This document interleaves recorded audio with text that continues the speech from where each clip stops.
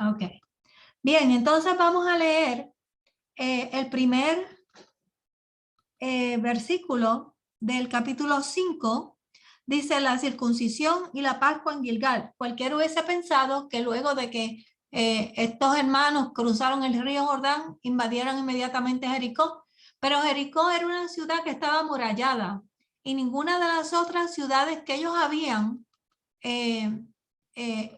con los que habían intervenido, estaban amuralladas. Ellos habían pasado por otras ciudades y habían tenido victoria, pero esta ciudad tenía murallas y tenían que tener una estrategia diferente.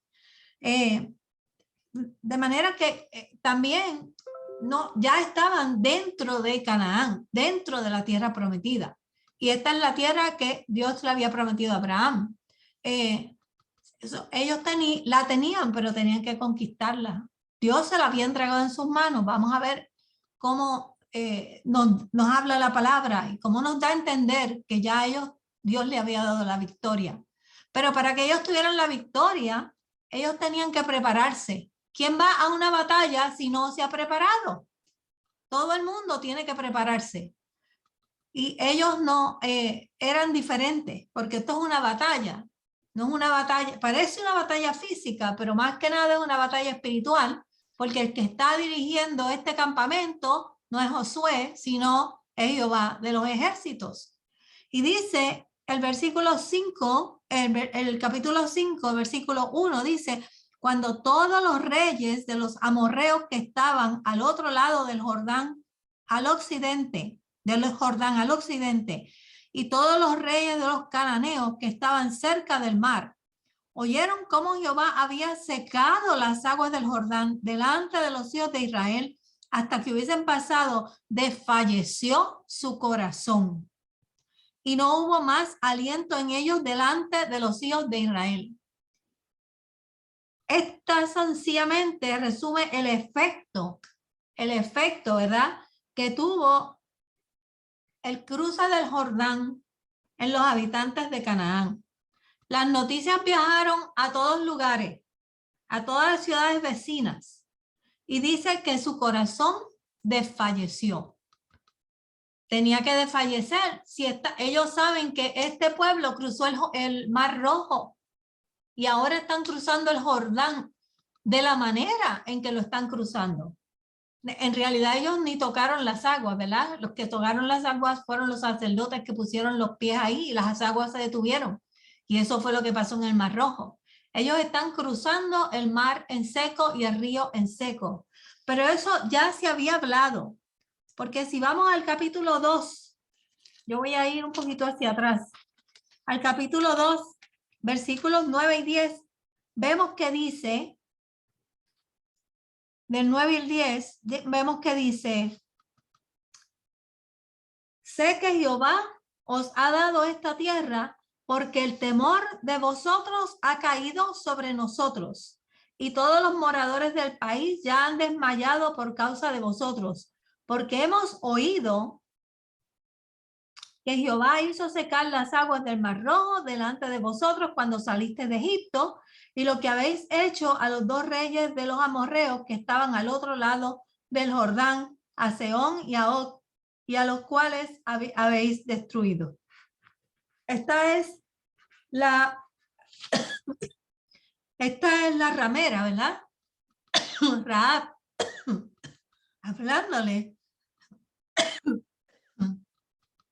hablándole a los espías que entraron a ver la tierra. Y ya sabíamos eso de antemano. Ahora vamos a ver que toda esta gente se metió dentro de Jericó, no hay nadie afuera. Y dice el versículo 2, en aquel tiempo Jehová dijo a Josué: hazte cuchillos afilados. Esta es la época de bronce.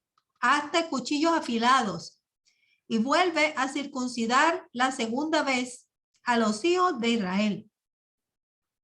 Y Josué hizo cuchillos afilados y circuncidó a los hijos de Israel en el collado de Aralot.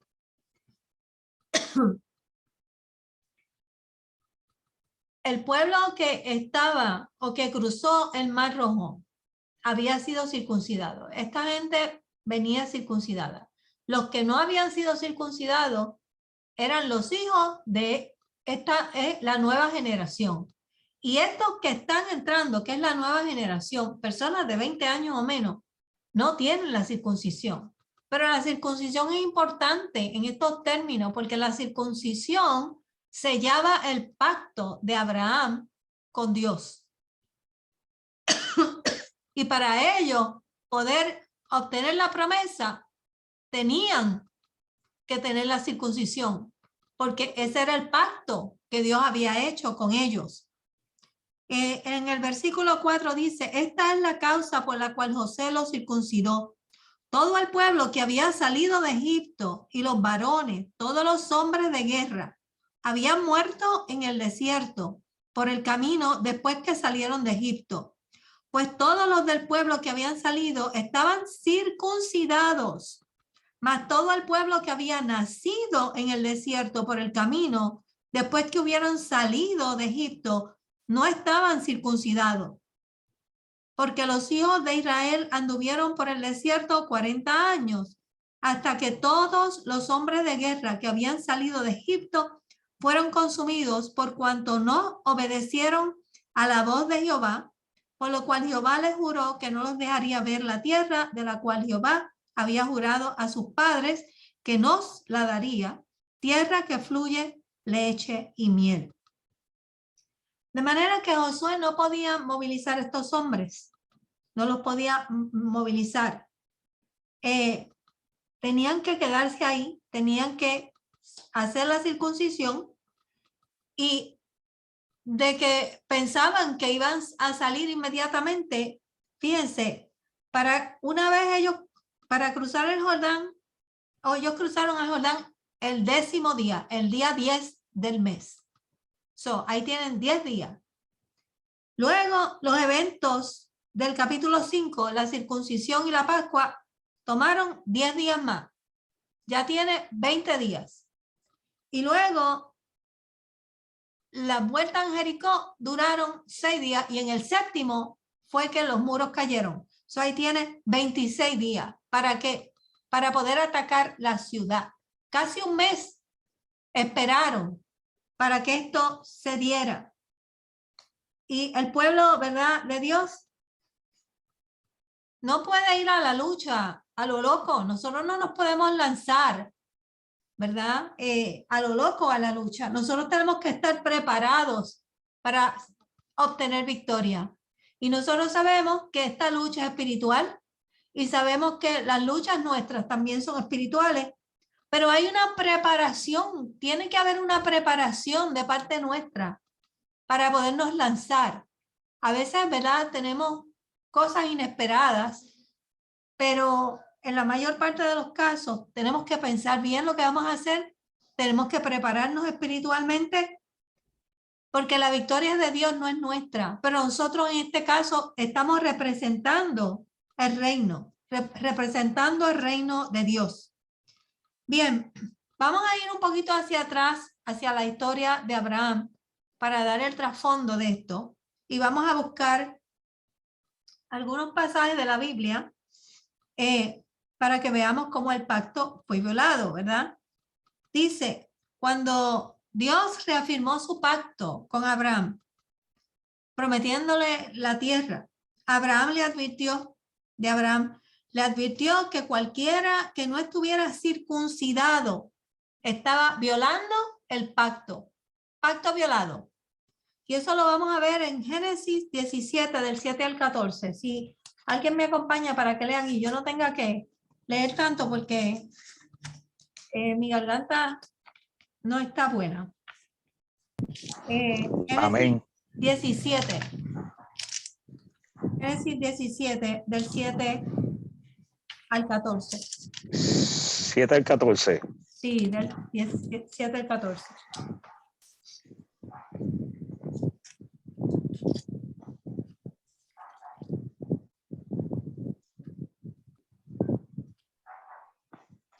Lo leo, pastora. Sí, gracias. Lo leo. Sí. Y estableceré mi pacto entre mí y ti y tu descendencia después de ti en sus generaciones, por pacto perpetuo, para ser tu Dios y el de tu descendencia después de ti. Y te daré a ti y a tu descendencia después de ti la tierra en que moras, toda la tierra de Canaán en heredad perpetua, y seré el Dios de ellos. Dijo de nuevo Dios a Abraham: en cuanto a ti, guardarás mi pacto, tú y tu descendencia después de ti por sus generaciones.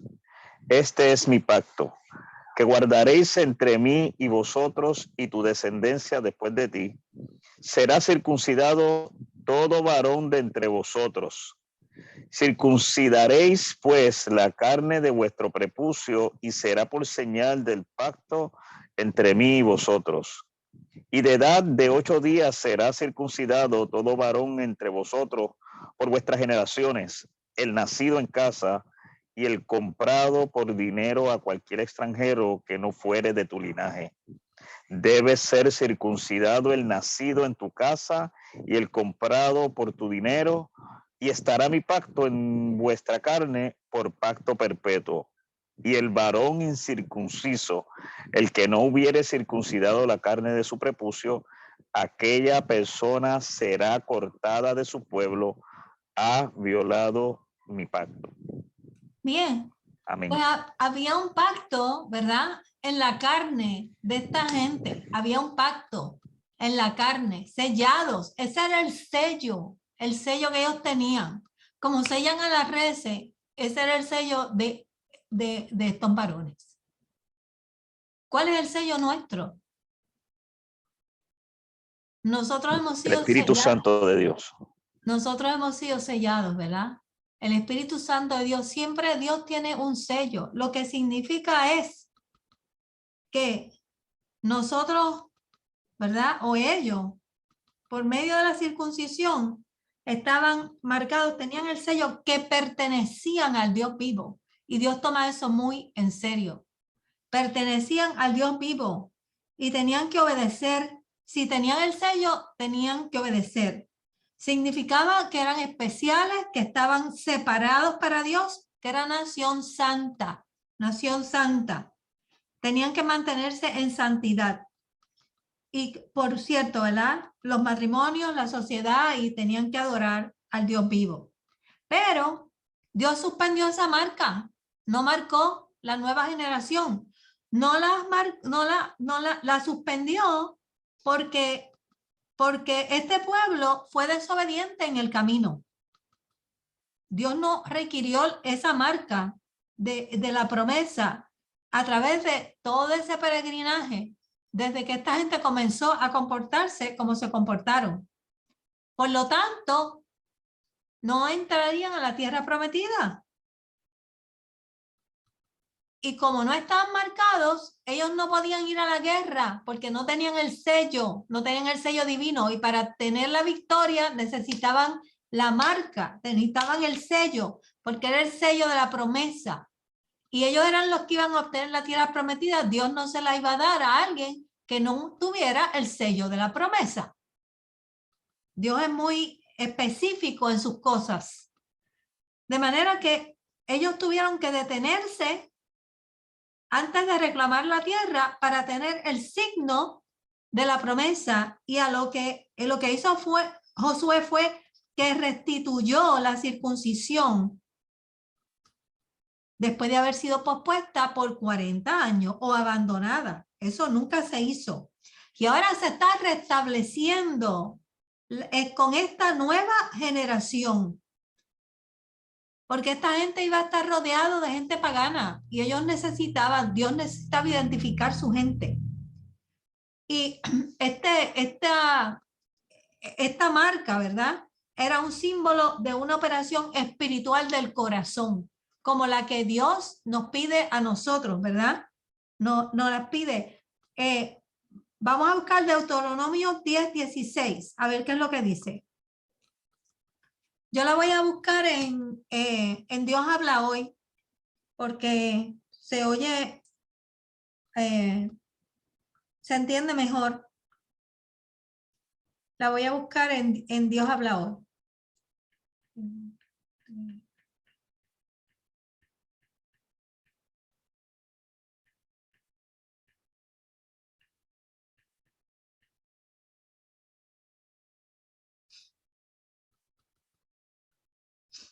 Ok, dice. Esto es lo que Dios le exige al pueblo. Ustedes saben que aquí Dios le está dando parte de la ley. Dice, pongan en su corazón la marca de la alianza y no sigan siendo tan tercos. Porque el Señor su Dios es el Dios de dioses y el Señor de señores. Él es el Dios soberano, poderoso y terrible, que no hace distinciones, ni se deja comparar, que hace justicia al huérfano, a la viuda, al que ama, alimento, vestido, al extranjero que vive entre ustedes. Ustedes pues amen al extranjero porque también ustedes fueron extranjeros en Egipto. Pongan en su corazón la marca de la alianza. La marca que ellos tenían, el Señor le está pidiendo que la pongan en su corazón. Y es lo que Dios hace en nuestros tiempos, ¿verdad?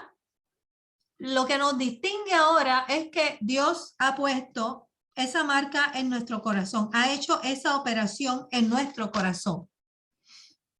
Porque los judíos descansaron mucho en esa marca externa, pero lo que Dios quiere, ¿verdad? Porque ellos estaban circuncidados, ellos pensaban que ellos eran especiales, separados, y ciertamente lo eran, pero lo que ellos hacían no estaba a tono con lo que decía la ley. De manera que el Señor le está diciendo, pongan esa marca en su corazón, no dependan de su marca externa, sino pónganla internamente, que es lo que Dios hizo en el nuevo pacto. Bien, ¿alguna pregunta, algún comentario que ustedes quieran añadir?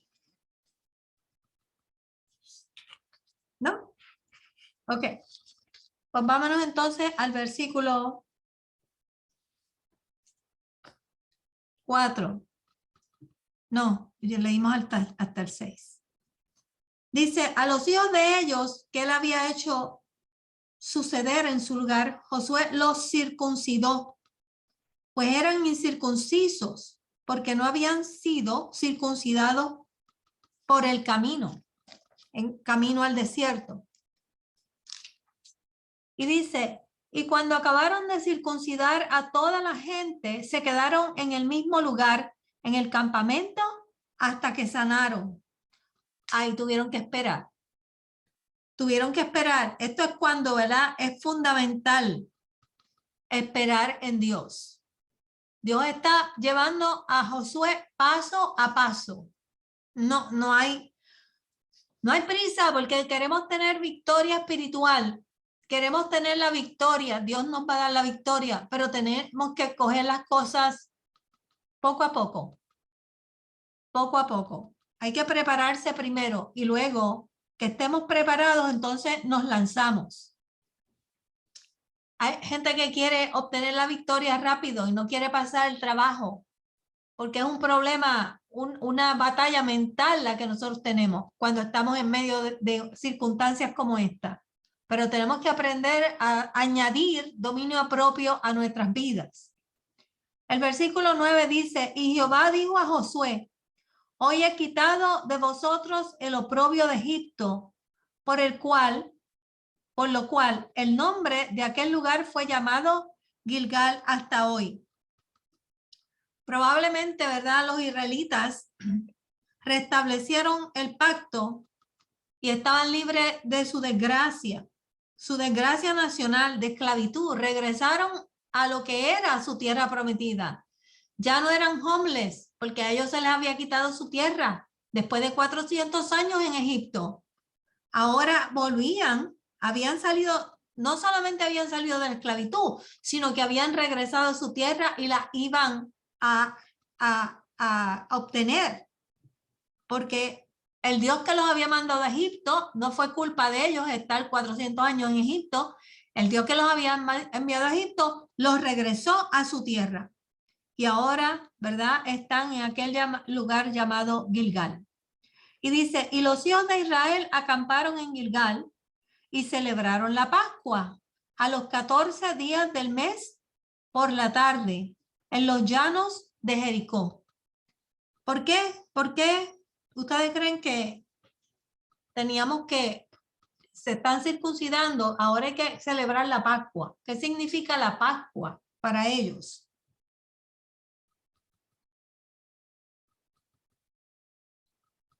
¿Qué significa la Pascua? Alguien que sepa qué fue la Pascua. Nadie sabe, ni un poquito. Eso fue el día que pasó el ángel a matar los primogénitos. Y ese día el Señor les dijo que comieran, que fue cuando le puso los dinteles la sangre, los dinteles de las puertas. Y ellos tenían que comer el pan sin levadura, y de ahí se instituyó el día de la Pascua. Bien, esa fue la vez, ¿verdad? Para ellos salir de Egipto, esto fue lo que así fue que Dios los liberó, haciendo la Pascua, ¿verdad? Y ellos nunca se iban a olvidar. Miren que Dios es un Dios de tradiciones, de promesa, pero también de tradición. Dios los lleva a la Pascua para que ellos nunca se olviden de que fueron esclavos en Egipto y que fueron redimidos de esta esclavitud por la sangre del cordero, porque ellos tenían que matar el cordero, ese es el cordero pascual, para comérselo, ¿verdad? Y no podían dejar nada de ese cordero, pero tenían que poner la sangre del cordero en el dintel de la puerta, representativa de Jesucristo. Esa es la misma Pascua que se celebra, ¿verdad? En los últimos días del ministerio de Jesús, cuando Jesús dice, estaba deseoso de compartir la Pascua con ustedes, porque de ahora en adelante, ¿verdad? Esta celebración se iba a convertir en el recuerdo de la muerte y la resurrección de Jesucristo, ¿verdad? Y que la volverían a tener juntos el día que Jesucristo regresara. Ahora Jesucristo es el Cordero Pascual. Y 40 años, ¿verdad? Antes la celebraron cuando salieron de Egipto. Cuando salieron de Egipto, luego en el monte Sinaí, y luego cuando salieron para Kadesh Barnea, que fue cuando Dios los envió a espiar la tierra prometida. Cuando llegaron al monte Sinaí en el desierto, la celebraron. Y luego cuando fueron a enviar los espías a la tierra prometida, también la hicieron antes de entrar. Y ahora antes de entrar a invadir Jericó, Dios le dice, tienes que, ¿verdad?, hacer la Pascua nuevamente. Eso es una celebración para que ellos no recuerden, ¿verdad? Miren hacia el futuro. Hay personas que sencillamente se quedan mirando al pasado.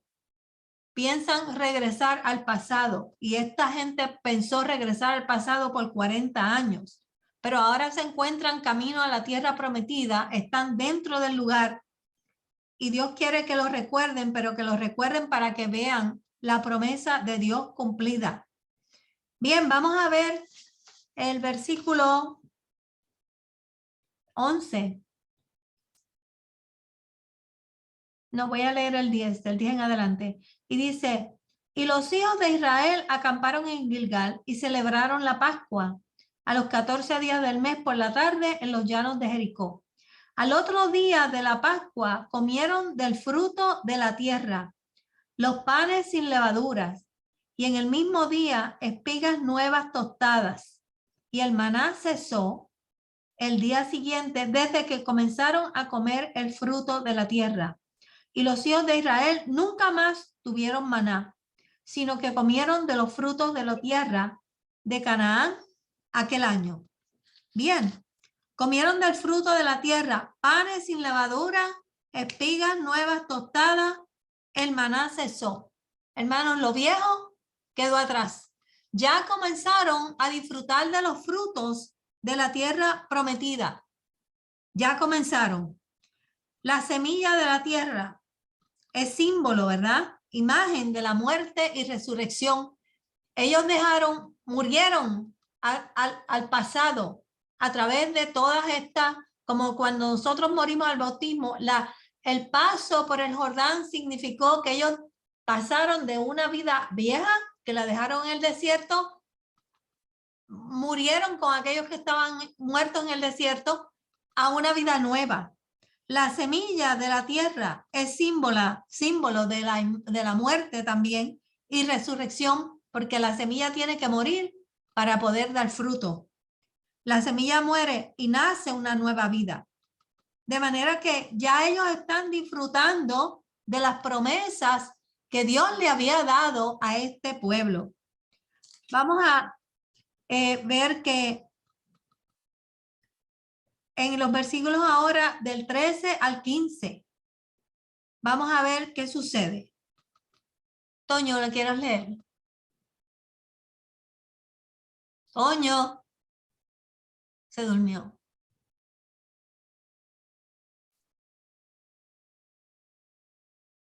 Toño, ¿quieres leer los versículos del 13 al 15? Sí, 13 al 15. Amén. Estando Josué cerca de Jericó, alzó sus ojos y vio un varón que estaba delante de él, el cual tenía una espada desenvainada en su mano. Y Josué, yendo hacia él, le dijo: ¿eres de los nuestros o de nuestros enemigos? Él respondió: no, mas como príncipe del ejército de Jehová he venido ahora. Entonces Josué, postrándose sobre su rostro en tierra, le adoró y le dijo: ¿qué dice mi señor a su siervo? Y el príncipe del ejército de Jehová respondió a Josué: quita el calzado de tus pies, porque el lugar donde estás es santo. Y Josué así lo hizo. Amén. En esta parte, ¿verdad? Dios está reafirmando la presencia de Dios con Josué. Porque Dios le había prometido a Josué que según él había ido con Moisés, iría con él. Y Josué leía el libro de la ley constantemente. Y en Éxodo 33:15, ¿verdad? Moisés le está diciendo a Dios: si tu presencia no va conmigo, no nos saques de aquí. No nos saques de aquí. Y aquí Josué está viendo a este varón, claro, este varón está vestido como un guerrero. Está vestido como un guerrero. Y él ver que tiene esa espada, lo identifica, porque Josué está inspeccionando el área para ir a la guerra. Y él le está diciendo: ¿eres tú de los nuestros o de nuestros enemigos? Porque es un guerrero. Y el hombre le responde: no más como príncipe del ejército de Jehová he venido ahora. Y ahí Josué se da cuenta que Dios le está reafirmando la promesa de una manera muy especial, muy personal a su persona, porque este hombre viene como el príncipe del ejército de Jehová. Y Josué había sido entrenado por Moisés, pero no tenía nada garantizado, ¿verdad? Si Dios no iba con él. Dios tenía que ir con él porque Dios es el que los está enviando. Y José estaba en terreno santo en estos momentos y el hombre le responde de la misma manera que le respondió a Moisés, donde dice: postrándose Josué sobre su rostro en tierra, le adoró y le dijo: ¿qué dice mi señor a su siervo? Y el hombre le dice: quita el calzado de tus pies, porque el lugar donde estás es santo, es santo.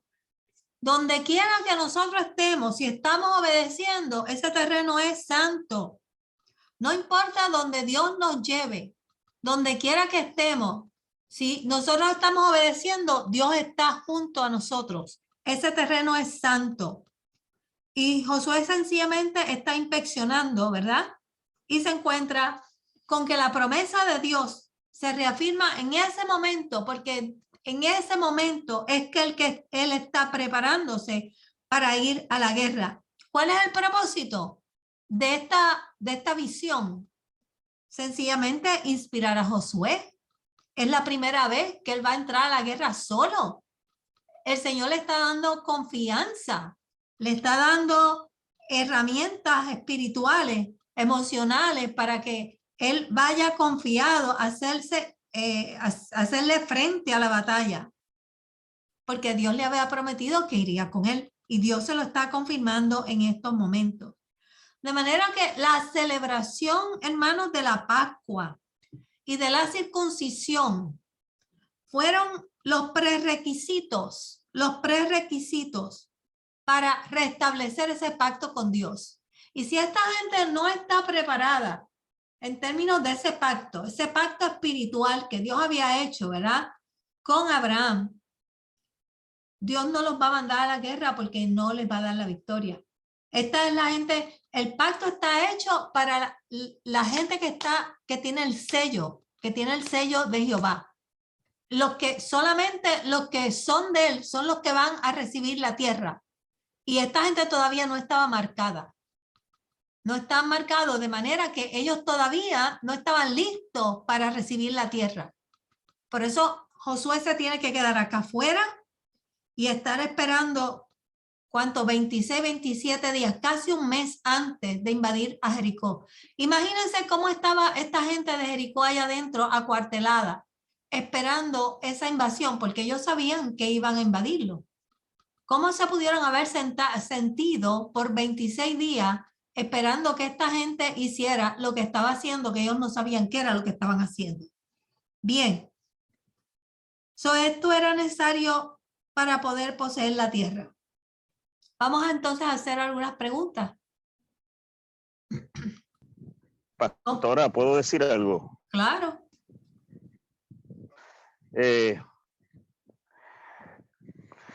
Yo he leído este pasaje muchas veces, pero hay algo que hoy me impacta. Uh-huh. Y es que al principio, en el capítulo 1, versículo 6, el Señor le dice a Josué que te esfuerces y seas valiente, porque tú serás quien reparta a este pueblo como herencia la tierra que juré a sus padres. Josué aprendió del viejo Moisés y, como decíamos en ocasiones anteriores, Josué tiene 80 años cuando va a conquistar, a llevar el pueblo a conquistar la tierra prometida. Ya Josué no es el chamaquito que fue a hacer un reconocimiento de la tierra, sino que ahora él está en otra posición, una posición más madura, donde durante 40 años estuvo al lado de su mentor que le enseñó. Y yo digo que Josué aprendió a ser más cauteloso que Moisés y a trabajar con sus emociones y con sus sentimientos. Tenemos a un Josué que ha cogido en serio el esforzarse y ser valiente para adquirir lo que Dios le prometió que iba a hacer con el pueblo. Y hay algo que me impacta, es que Josué no está pidiendo confirmación de las cosas que Dios le dijo. Dios mismo, a través de su obediencia, a través del esforzarse y a través del ser valiente, Dios le está confirmando sin él pedirlo las cosas que él le había dicho. Entonces, me lleva a mí a pensar que si nosotros nos esforzamos, que si nosotros somos valientes y hacemos conforme a lo que Dios nos dijo, nosotros no vamos a necesitar pedir confirmación, porque Él mismo nos va a mostrar a nosotros las cosas que Él nos ha prometido que vamos a alcanzar para la gloria y la honra de su nombre. O sea que si nos dejamos llevar por el modelo de Josué y si nos dejamos llevar porque el Espíritu Santo de Dios habita en nosotros. A diferencia de Josué, Dios mismo nos va a dar confirmación sin nosotros pedirlo de las cosas que Él quiere hacer con nosotros. Dios bendiga. Amén. Yo creo que son palabras sabias, ¿verdad? Porque Dios te da confirmación en la medida que tú ves los resultados. Tú no tienes que pedir más confirmación. Si tú obedeces la palabra, tú vas a ver el resultado. Dios te va a dar la victoria.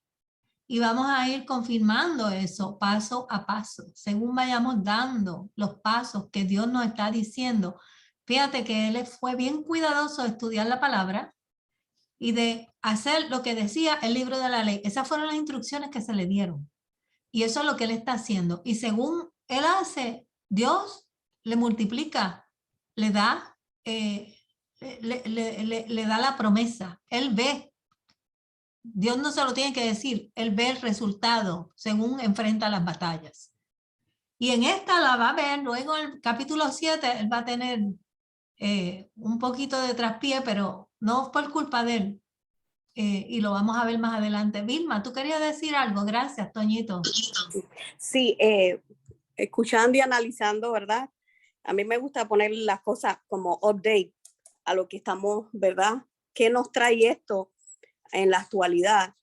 Y vemos que es una nueva generación, pero una nueva generación que está volviendo a Dios. Y el Dios tiene que, ¿verdad?, reafirmar con este pacto que creen en Dios.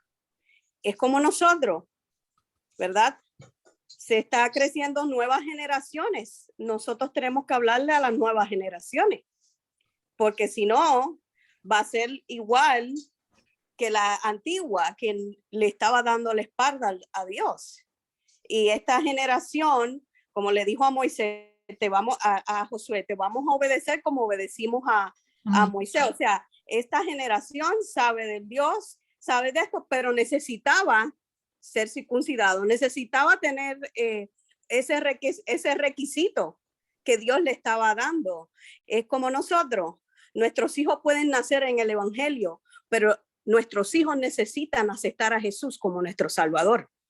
No porque mamá, papá, y porque ese niño ha crecido en la iglesia, pero si nunca ha dado la profesión de fe, es lo mismo. Esta generación tenía que pasar por esto para que supiera quién es el Dios. Y otro punto es, y estoy de acuerdo con Toñito, pero sabe que Dios también conoce nuestros corazones y conoce nuestros pensamientos. Y aunque Josué era valiente y obediente, el Señor podía haber visto en Josué su corazón y su mente, y necesitaba él, déjame afirmarle, para que él no dude, para que él sepa que yo estoy aquí, y es como afirmándole, pero es porque el Señor también conoce nuestro corazón. A lo mejor sí, él aparentaba en el de esto, no, somos valientes porque es un líder. Nosotros los líderes tenemos que controlar nuestras emociones y de esto para poder motivar a los demás, ¿verdad?, a trabajar, pero eso no quiere decir que dentro de nosotros podamos tener inquietudes, pero el Señor, que todo lo sabe, pues escudriña lo que nosotros necesitamos y nos capacita y nos las da y nos afirma. Amén. Amén, así es. Gracias. Ciertamente, a veces uno está inquieto por dentro, tiene preguntas, uno sabe que tú no puedes exteriorizar esas cosas, ¿verdad? Pero Dios las conoce. Y Él viene y nos afirma de alguna manera. Y a veces, ¿verdad?, no nos trae al príncipe de Jehová de los ejércitos, pero nos habla a través de algún gesto, nos habla a través de algún cántico, nos habla a través de la escuela bíblica, y nos sentamos y Dios nos habla de alguna manera y nos contesta antes de que nosotros nos enfrentemos a nuestros gigantes, ¿verdad? Dios tiene muchas maneras de hablar. Bien, yo tengo una pregunta. Vamos a abrir nuestros ojos espirituales después de haber escuchado todo esto. yo quiero que mediten en esta pregunta y que la conversemos. A ver, todo el mundo no piensa igual, ¿verdad? Tenemos diferentes puntos de vista. Pero fíjense que esta gente, antes de lanzarse, Dios les habla a Josué y les dice que los prepare. Hay que reanudar el pacto, ¿verdad? Hay que hacer la Pascua, hay que preparar unas cuantas cositas antes de que te vayas a la lucha. Y los enseñó a cómo prepararse espiritualmente para dar la pelea. Ahora, digo yo, ¿por qué en nuestra época hay tantos cristianos que no saben cómo enfrentar o cómo ganar las batallas? ¿Por qué en nuestros tiempos hay tanta gente que no sabe cómo ganar una batalla? ¿En dónde estamos parados? Porque están perdidos, se ponen ansiosos, están temerosos, no saben tener dominio propio, no saben, se vuelven como loquitos, ¿verdad? Están buscando ayuda donde quiera. Son cristianos y no pueden darle frente a la situación. Una situación difícil y no pueden manejarla. Están tal vez habituados a tener las cosas fáciles. ¿Qué nos falta? ¿Qué nos falta en nuestros tiempos? Piensa en usted mismo. ¿Qué nos falta para enfrentar una batalla y salir victoriosa? A veces yo prediqué el domingo sobre esto. Prediqué de que no sabíamos cómo hacerlo. No sabíamos cómo enfrentarnos a situaciones difíciles. Pastora, como usted dijo, con fe y confianza. Ah, Leisa estaba poniendo atención. Ella dice con fe y confianza. La fe, porque la fe, ¿verdad? Sin fe tú no puedes agradar a Dios. Pero es que sin la confianza, ¿qué hacía la confianza, Leisa?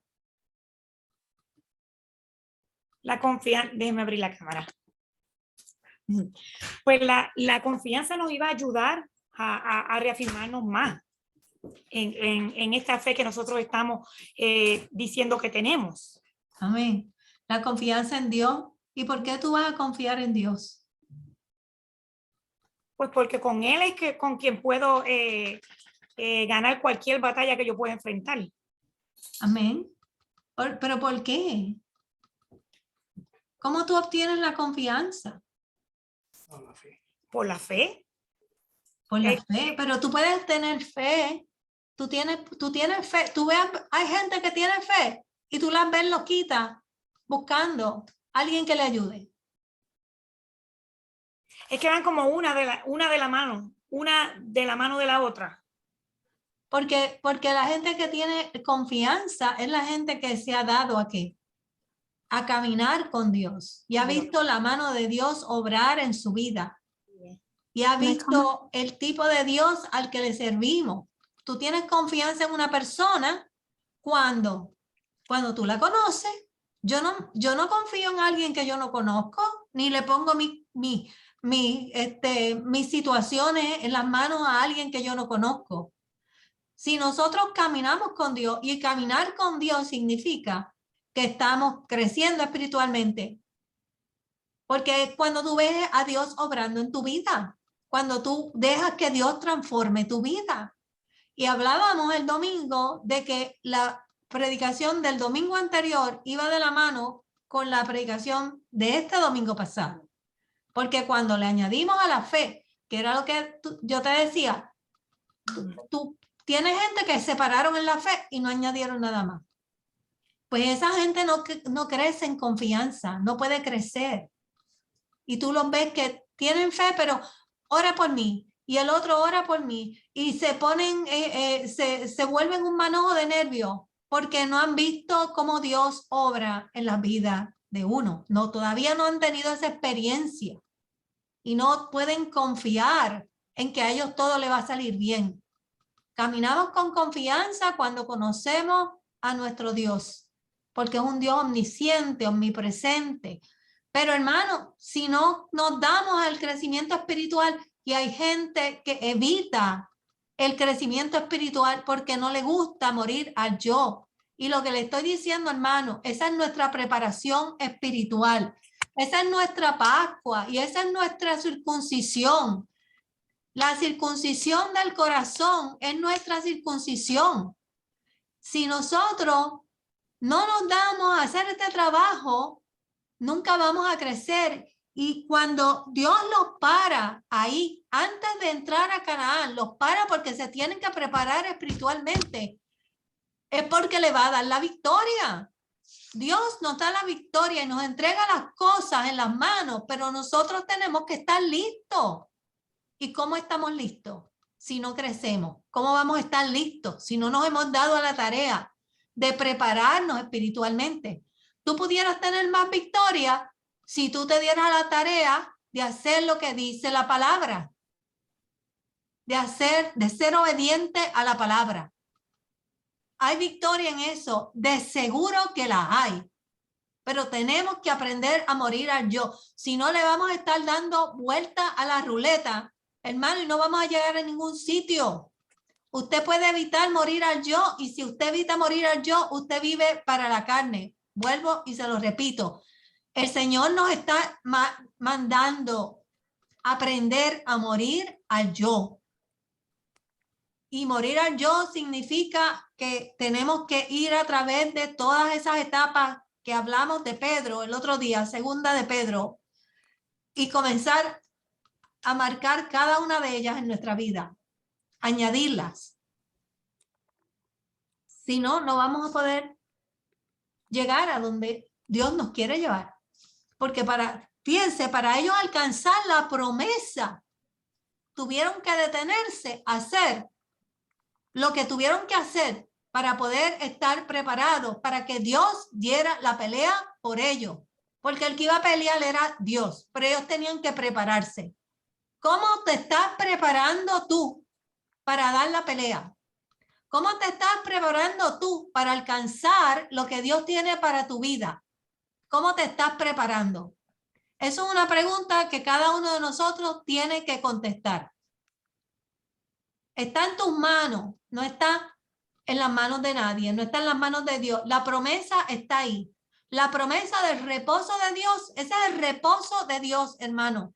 Esta gente estaba en el reposo de Dios. Ellos se estaban preparando para que Dios diera la pelea por ellos. Y Dios la iba a dar. Dios le dijo, te he entregado la tierra, te la he entregado. Pero mira, antes de entrar, tienes que hacer estas cosas. Y yo quisiera que todo el mundo estuviera en el punto donde usted se sienta que usted está preparado en obediencia a la palabra y decirle al Señor, Señor, haz lo que ayúdame, haz lo que tú tienes que hacer por mí. Y yo dejar que Dios haga sin sentirme ansiosa, sin sentirme temerosa, porque el que está dando la pelea por mí se llama Jehová. Usted se prepara, su preparación es la obediencia a la palabra. El Señor hace el resto. Usted puede estar en la completa confianza de que el Señor va a pelear por usted. Y ahí es donde el Señor nos quiere llevar. ¿Cuál es la preparación espiritual a la que tú has formado en tu vida? ¿Cómo es que tú estás edificando tu edificio espiritual? Y este es el resumen de los últimos 2 domingos, ¿verdad? En la iglesia. Este es el resumen. Bien, lo hemos visto en este pasaje que acabamos de leer. ¿Alguien que quiera añadir algo más a esto? I want to say something. Hola, Sí. Oh, go ahead, Diana. Ok. ¿yo? Sí. Hola. Hola a todos. Pues mira, Carmen, con relación a la pregunta que tú hiciste, que dice que por qué hay tantos cristianos que no saben cómo ganar estas batallas, es que también muchas veces hay cristianos que solamente recurren a Dios cuando están en el problema.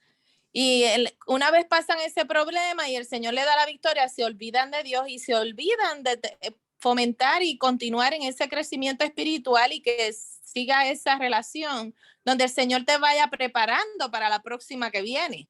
Porque no vamos a estar todo el tiempo en victoria, siempre van a haber procesos por los que vamos a pasar y Él nos va preparando igual que hizo con este pueblo, para que tú estés listo para esa próxima que va a venir a tu vida. Pero hay muchos que guardamos al Señor otra vez en la gaveta y cuando viene el problema es que volvemos a llamarlo o nos olvidamos de esa vez que nos sacó y que Él nos puede sacar nuevamente. Nos olvidamos de las victorias que Él nos ha dado y queremos hacerlo por nuestra propia fuerza, que es lo que tú estás diciendo. Queremos resolver el problema nosotros y cuando ya no podemos ya más, cuando ya estamos loquitos o estamos en la depresión o no tenemos el control, entonces es que volvemos a acordarnos de que tenemos a dónde ir. Y ese no debe ser el caminar de nosotros como cristianos. El caminar de nosotros como cristianos es que aún en las buenas, en las malas, Él siempre va a estar con nosotros y no separarnos de Él para podernos preparar para ese momento difícil que va a llegar en cualquier momento. Porque cada uno de nosotros, Él nos va llevando por un caminar de crecimiento y vamos a tener diferentes batallas hasta que Él llegue y nos levante. Amén. Amén. Y, ¿verdad? Voy ahora, Nicole. Quisiéramos entender, o quisiera que entendiéramos todo, que nosotros tenemos que entender dónde estamos parados espiritualmente. Nosotros tenemos que, según crecemos físicamente, que sabemos nuestra edad, que sabemos que hemos desarrollado, tenemos que saber en qué etapa espiritual nos encontramos y qué es lo que el Señor está haciendo en nuestras vidas. Hay gente que no lleva como un recuento de eso, hacia dónde voy, dónde estoy, qué el Señor está, qué pasos estoy dando para yo crecer. El Señor me quiere llevar a tal cosa, tengo que hacer tal cosa. Nosotros tenemos que ir como entendiendo los escalones que estamos, porque estamos montando un edificio espiritual. ¿Qué es lo próximo en mi vida? Lo sabe el Señor, pero yo tengo que, el Señor nos habla y nos muestra hacia dónde nos lleva. Y nosotros tenemos que tener esos ojos y esos oídos espirituales abiertos para entender.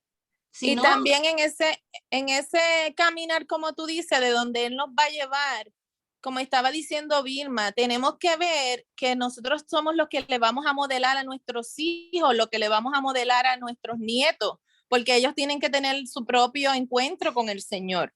Porque como ella dijo, ellos no van a ser salvos porque yo acepté al Señor, ellos van a tener que tener su propia experiencia, pero ¿quién le va a modelar a ellos? Alguien que está nervioso en medio de la dificultad, alguien que no sabe qué hacer en medio de la dificultad. No, ese no es el mejor modelaje que le podemos dar a nuestros hijos.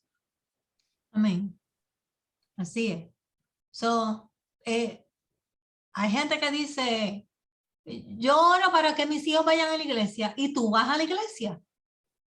¿Tú vas a la iglesia? Si tú no vas a la iglesia, ¿por qué tú oras por tus hijos? Si la primera que tienes que ir eres tú. Nicole. I was just going to give a different perspective of how to look at it, because I think that sometimes when Christians come to church, or when Christians think about their relationship with God, they just think of God as God, as a spiritual being who offers heaven after life. But we have to remember that we have Jesus, and Jesus is King. And sometimes we say the word Jesus is King without thinking of what that really means. I mean, we have a president here, right? But Jesus is King over our lives. So essentially, the way that I look at it in worldly terms is, right, Jesus is the boss. God is the boss, right? When you have a boss and you need instructions on an assignment or a situation that you've been put in, you seek direction from your boss. And in any workplace, you have a training manual, and your Bible is your training manual. And so I think a lot of people, they think of God as like the spiritual being, but they don't think of God as like, I need to submit to God. I need to submit the situation, my emotions, my thoughts, everything. I need to submit to the King, right? And so they think of God is just a spiritual being, but it's like, no, you have to submit your life to the King and say, Lord, how do you want to handle this situation? Show me in your word where I can get direction on how to handle this, because there's nothing new under the sun. And God gives us his word for a reason. And he wants to speak to us through his word, which is essentially his instruction manual. So I think a lot of people, they freak out. They don't have that faith. They don't have that certainty because they don't know how to cultivate a relationship with God, because they don't see him as the authority in their life. They just see him as the spiritual being. And so once you see him as the one who has complete authority and control and the one who's supposed to give you direction, then I think the outlook on your situation changes, because you know where to go to now to seek that guidance and to seek understanding on how to deal with the situation that you have in front of you. So I think it's just, for me, from my perspective, what I see a lot is people don't submit to that authority and they just see God as this present being. So that's all I wanted to add. Ok, gracias, Nicole. Ciertamente, no lo vemos como cuando ella habla de no se someten a Dios, no ven a Dios como a Jesús como su Señor. Y si tú no lo ves como tu Señor, entonces tú no puedes tener la guianza espiritual que tú estás buscando, ¿verdad? Porque no hay seguimiento en tu vida. Y eso es lo que sucede. Cuando llega el momento de la prueba, van a todos lugares, menos no van al altar. No van, porque nunca han establecido esa relación con Dios y no saben cómo establecerla ahora. Tienen que ir donde una persona que les ayude, que sea intercesora en ese momento para poder pedir. Y eso es triste, porque entonces estamos en la iglesia, ¿verdad? Estamos enseñando la palabra, estamos tratando de llevar a la gente a que aprendan a desarrollar una relación con Dios para que comiencen ese crecimiento, y cuando llegue el momento de la prueba nos damos cuenta de que todavía no lo tienen. No lo tienen porque ni van a Dios y están buscando a alguien que les ayude, porque no pueden solucionarlo solo. Cuando hemos dado tantas clases de esto, yo creo que es un tema viejo aquí, pero tenemos que seguir dando, porque realmente eso le pasa a mucha gente y nos seguirá pasando porque somos seres humanos. Lo que yo estoy diciendo es, todo el mundo no está en el mismo lugar, el mismo lugar de crecimiento espiritual, pero tenemos que tener por lo menos una dirección de cómo llegar, una dirección de cómo ubicarnos, cómo llegar, cómo engranar en ese caminar. Porque si no, estamos como realmente personas acabaditas de convertir. Y eso es triste, ¿verdad? Después de tanto tiempo. Esperamos un poquito más. ¿Alguien más que quiera abordar, hablar sobre el tema? Antes de despedirnos. Pastora, Vilma. nada más quería añadir algo. Es que cuando uno madura en la palabra, tú haces verdadera la palabra y sabes que cuando tú lees la palabra es Dios mismo que te está hablando. ¿Sí? Y la tomas con seriedad, ¿verdad? Y esa madurez que uno la tiene que tener y creyéndolo con todo tu corazón y con toda tu mente. Ahí es que comienza ese proceso yo digo, de madurez, ¿verdad? Espiritual, porque mientras estemos influenciados por las cosas que dice el mundo, ¿verdad? Por lo que los del mundo te esté determinando, y estamos aquí, estamos allá, pero entonces no le creemos a la palabra del Señor. Sí la leemos, pero no le creemos, vamos a seguir en lo mismo. Yeah. So, nosotros necesitamos apropiarnos de la palabra del Señor, atesorarla y creer que esto es verdaderamente Dios hablando a nosotros, a nuestra vida. Porque si no, estamos haciéndolo como leyendo un libro cualquiera. Y esto no es un libro cualquiera. Este es el manual de nuestra vida. Aquí está todo. Si no, lea ese proverbio, vaya a Salmo. O sea, es para estremecernos. Dios les bendiga. Amén. Y es que cuando la tomamos en serio, como dice Vilma, y la leemos, y sabemos, aprendemos a utilizarla, y nosotros mismos nos preguntamos, hermanos, si usted no sabe aplicarla, pregúntese, ¿qué quiere decir Dios cuando me dice? Vamos a coger un ejemplo de este verso que dice: tú guardarás en completa paz aquel cuyo pensamiento en ti persevera, porque en ti ha confiado. Vamos a coger ese versículo de ejemplo. ¿Qué es lo que me quiere decir Dios con esto? Me está hablando del pensamiento. So, a veces nosotros estamos en un problema y no podemos dejar de pensar en el problema.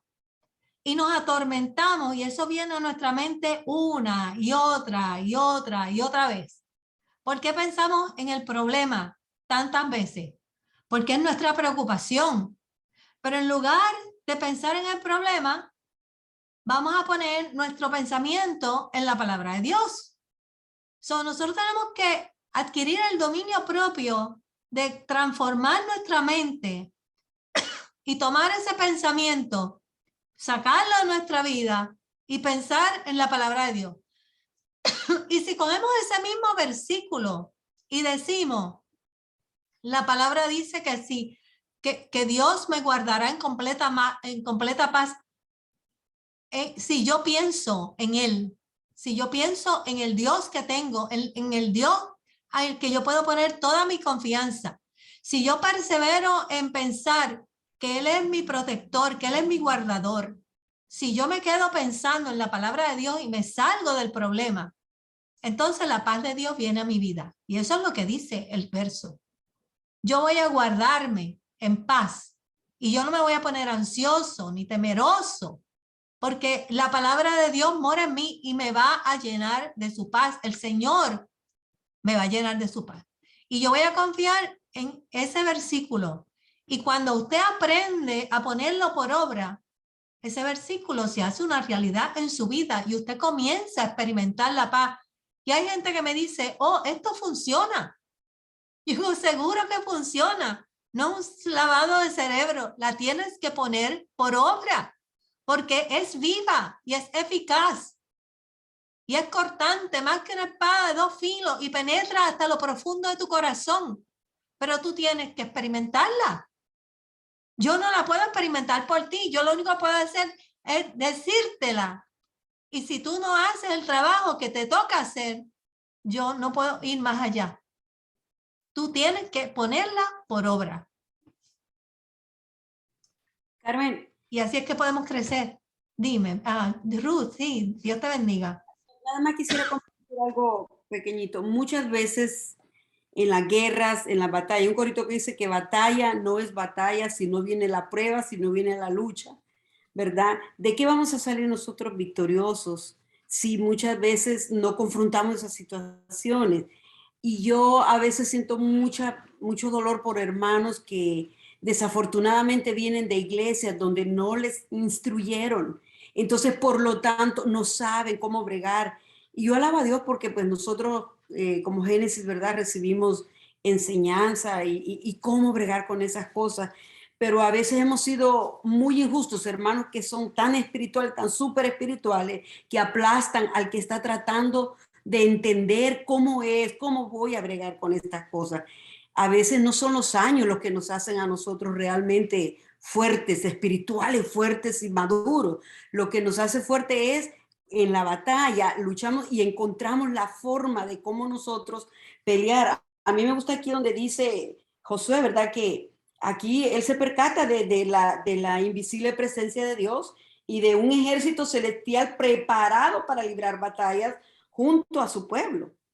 Y esto nos enseña a los creyentes que no están solos en sus luchas. En esta tierra hay fuerzas espirituales luchando a su favor como también contra ellos. Los creyentes tienen en él un Espíritu Santo que permanece constantemente a su lado como su ayudador y defensor. Pero ¿cómo llegamos a eso?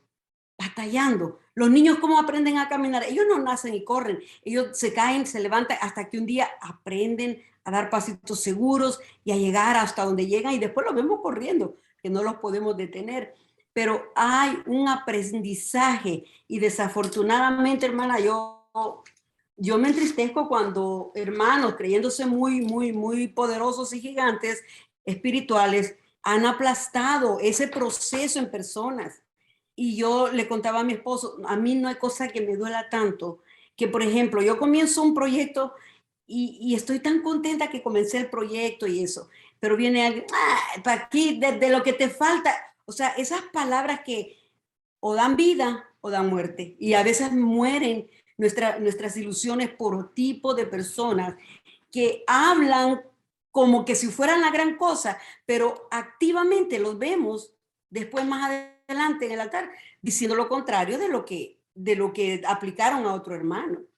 Entonces, este proceso es bien lindo en el sentido de que Pastor nos decía una vez, unos están al 20, otros están al 40, otros están al 80. ¿Qué nos corresponde si ya dimos unos 2 pasitos adelante? Regresar con ellos, darles la manita, ayudarles para que lleguen hasta donde Dios tiene propósitos con ellos, de levantar gente poderosa, porque en las luchas es que salimos victoriosos. No es que somos victoriosos porque no tenemos lucha, no, ahí es que aprendemos. Yo creo que el aprendizaje tiene que ser todo un pueblo de Dios juntos. El ejército más dividido es el cristianismo, que en vez de ayudar aplastamos y hacemos a un lado al otro, y yo creo que no es justo como cristianos. Todos nos tenemos que ayudar para que crezcan los que vienen atrás de nosotros, y ellos se sienten amados, comprendidos. Yo creo que la palabra de Dios nos lo dice: haced vosotros con los hombres como queréis que los hombres hagan con vosotros. Gracias, hermana. Bendición. Amén. Amén. Hermanos, tenemos que entender nuestra fe. Si no entendemos nuestra fe, no vamos a entender cómo tenemos que crecer. El cristiano que crece es aquel que pone su empeño en entender la palabra. Hay que entender lo que Dios nos quiere decir. ¿Usted quiere que Dios le hable? Dios puede venir y darle una palabra extra grande, extraterrestre del cielo. ¿Y qué hace eso en su vida? Pues le habló una vez y después, ¿con qué usted se quedó? Con una experiencia.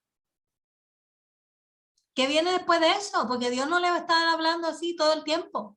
Y la gente lo que quiere es que vivir de milagro en milagro. Dios puede venir un día y hacer un milagro en ti. Pero el milagro más grande que hace Dios es que te permite entender la palabra, y la palabra actúe en tu vida por medio de que tú la apliques. Ese es el milagro más grande que Dios hace. Que tú permitas que la palabra que Dios envía a tu vida se haga una realidad. Y tú puedes hacer eso todos los días y tener descanso cuando ves la palabra haciéndose una realidad en tu vida. Pero eso depende de nosotros. Y el que crece es el que toma la palabra en serio, como decía Vilma, y se siente, la escudriña y medita en la palabra de día y de noche. Salmo 1. Y será como árbol plantado junto a corrientes de agua, que da su fruto en su tiempo y su hoja no cae. Y al final dice, y todo lo que hace prosperará. ¿Por qué?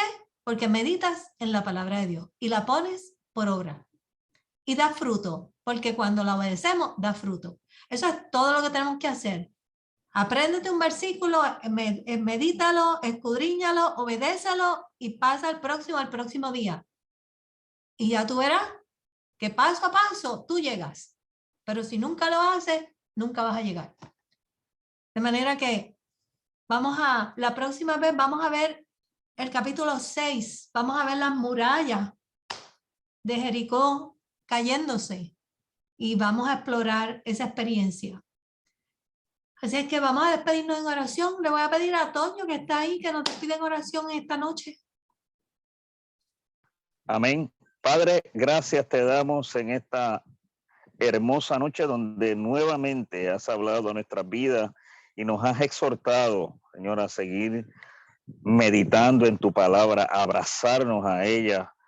Señor, atesorarle en nuestros corazones, Dios, atesorar nuestra salvación con temor y temblor.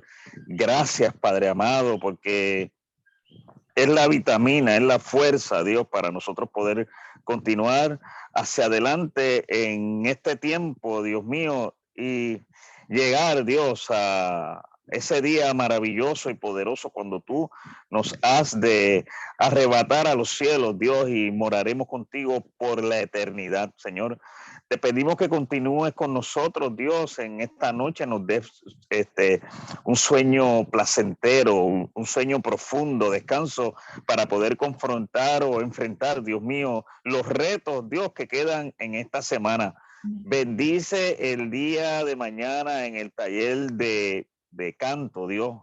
Permite, Dios, que las herramientas que tú has comenzado a poner en nuestras manos mañana sean unas nuevas, Dios, para lo que tú tienes para con nuestra iglesia, Señor.